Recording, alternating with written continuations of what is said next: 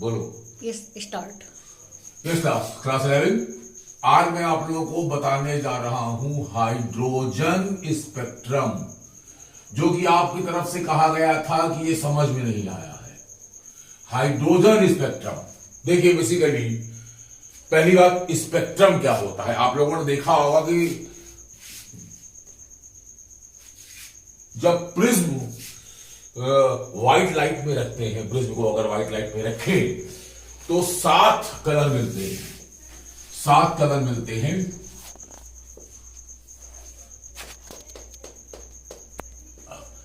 VIBGYOR 7 colour मिलते हैं। The assemblage of colours on photographic plate is called spectrum. हालांकि ये स्पेक्ट्रम की कंप्लीट डेफिनेशन नहीं हुई, क्योंकि जो कंप्लीट इलेक्ट्रोमैग्नेटिक स्पेक्ट्रम होता है वो बहुत बड़ा पार्ट है, और जो उसका विजुअल पार्ट है बहुत छोटा है। इस हाइड्रोजन स्पेक्ट्रम और आगे मैं डिटेल में आता हूं। अगर फोटोग्राफिक प्लेट पे अगर हम रॉड से आने वाले रेडिएशन डालें तो उस पे एक कलर की लाइन प्रोड्यूस हो जाएगी। उस लाइन का कलर ये बता देगा कि गिरने वाली लाइट की वेवलेंथ क्या है। अगर बल्ब से भी ऐसा किया जा सकता है, राइट। तो जब हाइड्रोजन का स्पेक्ट्रम लिया गया तो हमें इस तरह से लाइंस के ग्रुप्स मिले। ये ग्रुप ऑफ लाइंस मिले, ग्रुप ऑफ लाइंस मिले, राइट। हाइड्रोजन स्पेक्ट्रम में यही एनॉमली थी कि रदरफोर्ड के मॉडल ऑफ एटम को अगर अप्लाई कर दिया जाए तो इट शुड बी कंटिन्यूअस, क्योंकि रदरफोर्ड मॉडल ऑफ एटम का फेलियर क्या था? फेलियर यही था कि वो मैक्सवेल की थ्योरी को एक्सप्लेन नहीं कर पाया। और अगर मैक्सवेल की थ्योरी लगा दी जाए तो इलेक्ट्रॉन लगातार अपना ऑर्बिट छोटा करता जाएगा और एमिशन एमिट करता जाएगा, और एट लास्ट वो न्यूक्लियस में जंप कर जाएगा। अगर ऐसा वास्तविकता में होता है तो इलेक्ट्रॉन हर पॉसिबल वेवलेंथ के रेडिएशंस एमिट करेगा, यानी उसका जो स्पेक्ट्रम होना चाहिए वो कंटिन्यूअस होना चाहिए, लाइक विबग्योर। उसमें ग्रुप्स ऑफ लाइंस नहीं मिलनी चाहिए। लेकिन हाइड्रोजन का स्पेक्ट्रम पाया गया कि उसमें लाइंस के ग्रुप मिलते हैं। इसको एक्सप्लेन किया बोर ने। बोर का मॉडल ऑफ एटम है बेसिकली यही। उन्होंने रदरफोर्ड के मॉडल ऑफ एटम की खराबियों को दूर किया था। अब लेट अस सपोज हाइड्रोजन के स्पेक्ट्रम पे अब मैं आ रहा हूं। हाइड्रोजन के स्पेक्ट्रम पे आ रहा हूं। देखिए, n बराबर 1 ये पहला एनर्जी लेवल है, n बराबर 2, n बराबर 3 एंड n बराबर 4। देखिए, न्यूक्लियस के चारों ओर शेल होते हैं। हर शेल की अपनी अपनी एनर्जी होती है। तो एनर्जी वैल्यूज के बेसिस पर अगर हम ग्राफ खींचे तो पहला शेल मान लिया यहां पे आया, सेकंड शेल यहां पे आया, थर्ड यहां आया, फोर्थ यहां आया। मान लो कुछ एटम से इलेक्ट्रॉन फर्स्ट से जंप करके फोर्थ में गए। अब 10 की पावर -8 सेकंड तक रुकेंगे और 10 की पावर -8 सेकंड रुके, उसके बाद वापस लौटेंगे। अब कई इलेक्ट्रॉन ऐसा करेंगे तो हो सकता है कुछ ये करें कि पहले फोर्थ से थर्ड में आए तो एक लाइन मिली, फोटोग्राफिक प्लेट पे एक ट्रांजिशन हुआ। फिर थर्ड से फर्स्ट में आए, दूसरा ट्रांजिशन हुआ, दूसरी लाइन मिली। कुछ ऐसा कर सकते हैं कि फोर्थ से सीधे सेकंड में आए, एक ट्रांजिशन, एक लाइन मिली फोटोग्राफिक प्लेट पे। फिर सेकंड से फर्स्ट पे आए, एक लाइन मिली। क्यों लाइन मिल रही है? क्योंकि इसकी एनर्जी है E4, इसकी एनर्जी है E3, इसकी एनर्जी है E2, इसकी एनर्जी है E1। यहां पे जो लाइन मिली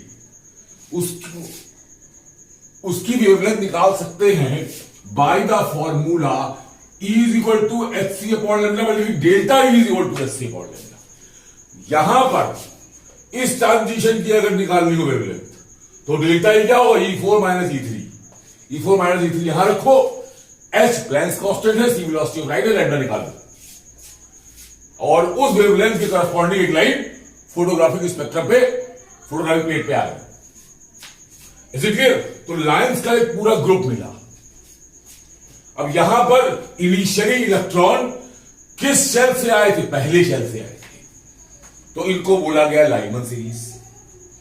क्योंकि जो इलेक्ट्रॉन का जो ओरिजिनल शेल था वो फर्स्ट शेल था, लाइमन सीरीज। उसके बाद मान लिया यही केस है और n बराबर 1, n बराबर 2, n बराबर 3, n बराबर 4।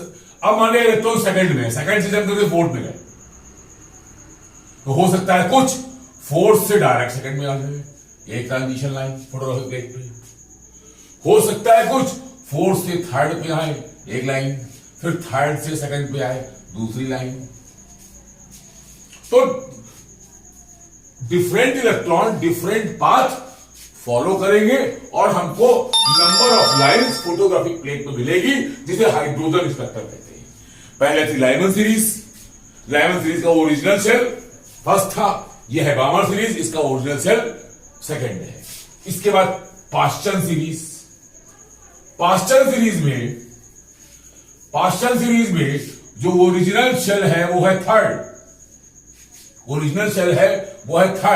और मान लो आगे के शेल में बना रहा हूं n बराबर 5 और n बराबर 6, टोटल 7 शेल हो सकते हैं पाश्चन सीरीज। तो इलेक्ट्रॉन थर्ड से 6 में गया। अब कई इलेक्ट्रॉन थर्ड से 6 में गए, एक तो गया नहीं, तो एक इलेक्ट्रॉन मान लो 6 से थर्ड में डायरेक्टली आ गया, तो फोटोग्राफिक प्लेट पे एक लाइन मिली। एक लाइन क्यों मिली?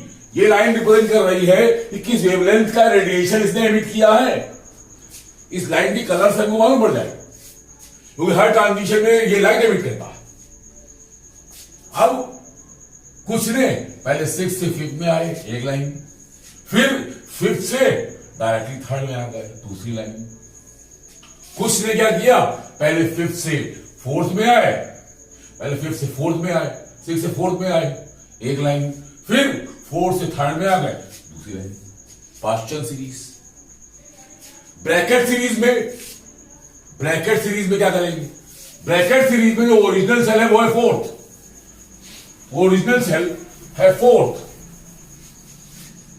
ब्रैकेट सीरीज में ओरिजिनल शेल है 4th, n बराबर 4, n बराबर 5, n बराबर 6, n बराबर 7, 7 ही शेल हो सकते हैं, क्योंकि पीरियड टेबल में 7 ही पीरियड। 4 सेल से जंप करके 7 पे गया मान लो, तो अब 7 से लॉटिंग करेंगे, 7 से 6 में आया, एक ट्रांजिशन फोटोग्राफिक प्लेट पे, एक कलर ट्रांजिशन मिलेगा। इसकी कलर बताएगी कि जो लाइट निकली है उसकी वेवलेंथ क्या है। फिर 6 से 4th में आ गया, दूसरी लाइन। कुछ ने क्या किया, फिर ये 7 से 6 में आए, एक ट्रांजिशन, फिर 6 से 4th में आ गया, दूसरा ट्रांजिशन। फिर उसके बाद कुछ ऐसे भी करेंगे जो 6 से डायरेक्टली 4th में आएंगे, ट्रांजिशन। इनको बोलेंगे ब्रैकेट सीरीज। ऐसे फुल सीरीज में क्या होगा, इनिशियल शेल 5th होगा और जो फाइनल शेल हो सकते हैं वो 6 और 7 हो सकते हैं, right. With it hydrogen spectrum is over. I think so hydrogen spectrum में मैं पूरा फॉर्मूला लिख रहा हूं, 1/λ is equal to RH into 1/N1 square minus 1/N2 square। RH यहां रिडबर्ग कांस्टेंट है,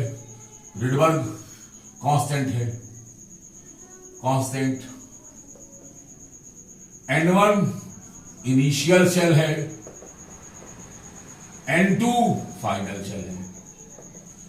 लैम्डा इज की किस वेवलेंथ की लाइट निकली, लैम्डा उसकी वेवलेंथ है, राइट। लाइमन के लिए N1 1 हो जाएगा, तो N2 क्या हो सकता है, 2 से लेकर 7 तक, राइट। बामर के लिए N1 2 हो जाएगा, तो N2 3 से लेकर 7 तक। फास्टिंग के लिए N1 3 हो जाएगा तो N2 4 से लेकर 7 तक, ब्रैकेट के लिए N1 4 हो जाएगा तो N2 5 6 7, और फुल्ड के लिए N1 5 हो जाएगा तो N2 वुड बी 6 and 7।